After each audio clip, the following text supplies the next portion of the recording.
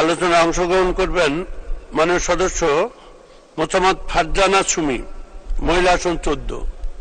আপনার সময় 2 মিনিট।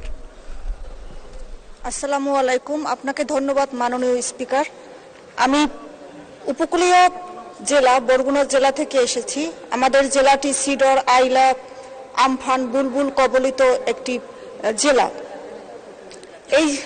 এই জেলায় প্রায় এই যে এখন যে সময় গ্রীষ্মকাল, বর্ষাকাল, তারপরে শরৎকাল, ভাদ্র আশ্বিন মাসে হঠাৎ ঝড়ে বজ্রপাত হয়ে মাঠে কর্মরত কৃষক, সাগরে কর্মরত, মাছ ধরারত অবস্থায় জেলে এই বজ্রপাতে মর্মান্তিকভাবে মারা যায়।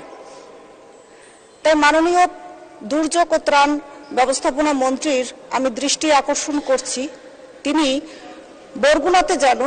বরগুনা জেলায় এই বজ্র নিরোধক দণ্ড এবং কৃষকের জন্য, বিশেষ করে কৃষকের জন্য কৃষক ছাউনি যেন নির্মাণ করা হয়। কারণ যে কৃষকদের উৎপাদিত ফসলে আমরা টিকে আছি, সেই কৃষকরা মাঠে বজ্রপাতে নির্মমভাবে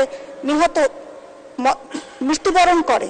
খুব বেদনার সাথে বলতে হচ্ছে, বছর 3 আগে আমার একজন ছাত্র ও কৃষক ঘরের সন্তান আকাশে মেঘ জমতে দেখে মাঠে গরু আনতে গিয়ে ওখানে বজ্রপাতে মাঠি নিহত হয়, যেটি এখনো আমাকে আমার চোখের অশ্রু ঝরায়। তা আমি মাননীয় মন্ত্রীর কাছে একটাই দাবি জানাই, বরগুনা জেলায় বজ্র নিরোধক দণ্ড এবং কৃষকের ছাউনি নির্মিত হোক, সুরক্ষিত থাকুক আমাদের কৃষক, আমাদের জেলে।